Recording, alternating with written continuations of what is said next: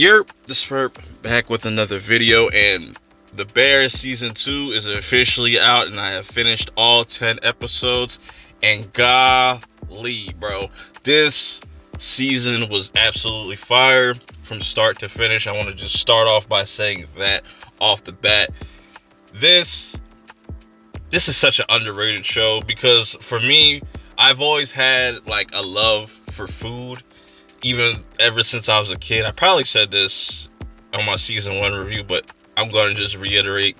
But, you know, I've always been fascinated by food. For some odd reason, I kind of grown out of it. But I love that they've made a show that's like kind of focused on the food industry, or just how the inner workings of a kitchen would work, or just, I just love this cast, man.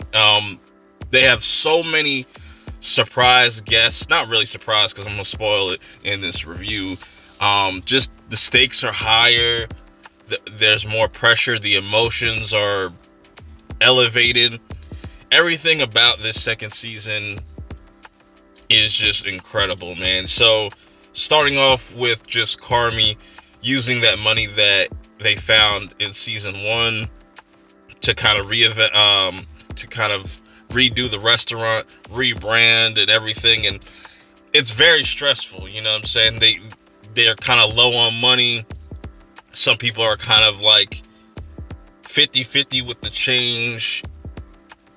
And you see like all this pressure on all these different characters, like Carmy having to kind of reach out to Cicero to kind of ask for more money. And he really put himself on the line right there, where he pretty much says like, look, if you give us this extra money and if shit just falls through, you could have this, you know what I'm saying? And he constantly is putting pressure on himself, but also he has an old flame that comes back into his life, and he doesn't really know how to react to it. But what I loved about this season is episode 6. That is the longest episode of the series. And it's a Christmas episode, and it's a flashback. We see him at a family gathering and stuff like that. And this is where we get, I did not expect to see Bob Odenkirk in this show, let alone fucking, Jamie Lee Curtis as Carmy's mother. And it makes complete sense of why he is the way he is and why Michael turned out the way he did. And I just love how like crazy this story gets, because they have to kind of prep this whole restaurant. They only have like 3 months to do so, to get it up and running. And you see each individual character, not each individual character, but a lot of the characters get a lot more character development, like Sydney and how important she is to this overall business and running things, and her feeling the pressure, her constantly reading through this Coach K book and being inspired by that. And shouts to Robert Townsend being her father, bro. That, like, the cast is just mind-blowing to me. And you just see throughout this episode them trying to work out one problem and the next, and it's a lot, bro. The inner workings of just starting a restaurant or running a restaurant, I couldn't imagine it. It just seems like one big ass headache. But I really love that they gave Sydney her kind of own episode with episode 3. I forget what the name of it was. And then also Marcus, I like that they started off this season with Marcus and his mom. And his mom is really on borrowed time, but he's still got to do what he's got to do.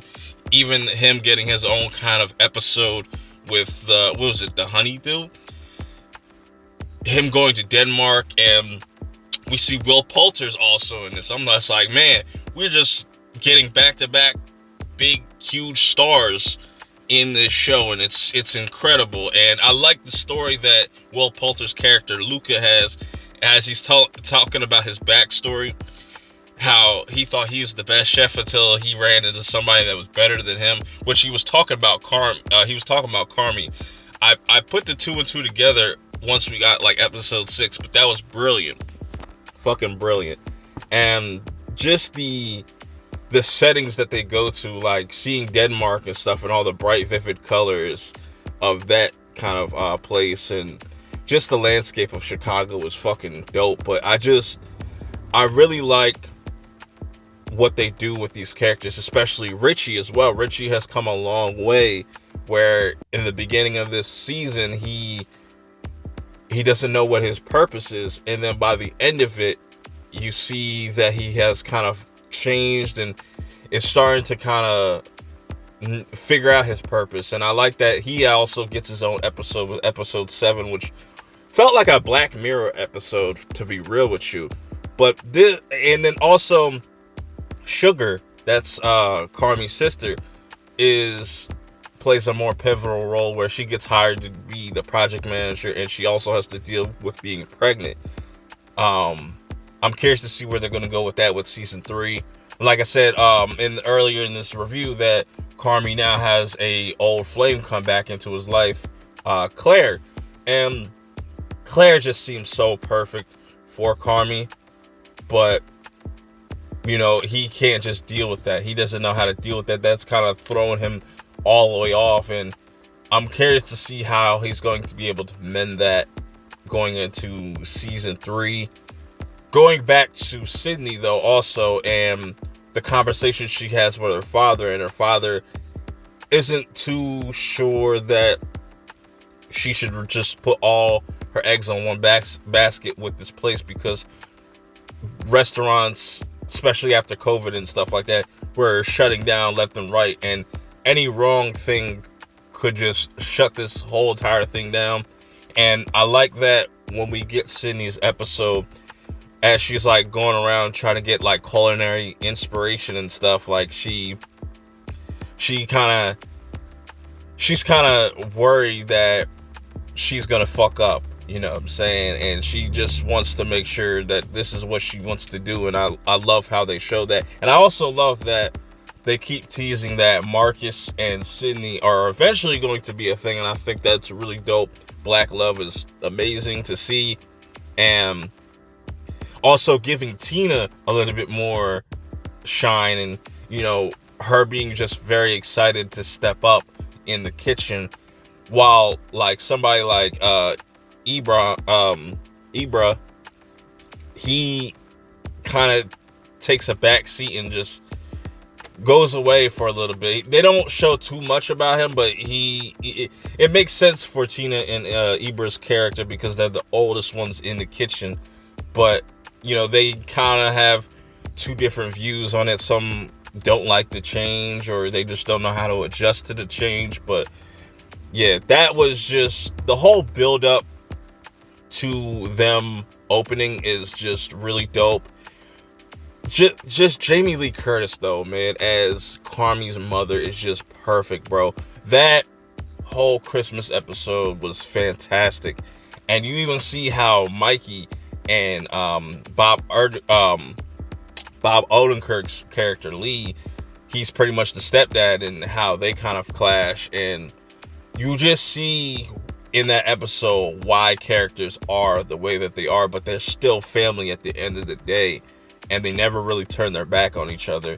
They might just, you know, Donna, that's Jamie Lee Curtis's character, she just feels like she doesn't deserve to see her son be happy and stuff like that. It's a lot for her, and I'm curious to see if they're going to fix that in season 3, because I think that's what Carmi really needs, is that love from his mother. And I don't know, just something there. There's something there that I feel like both of them struggle with, that it has to be mended in season 3.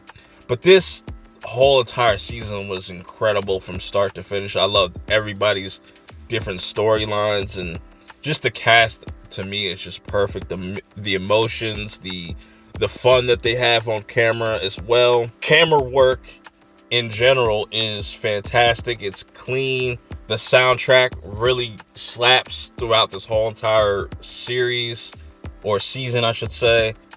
I just had a really fucking blast with this whole entire season.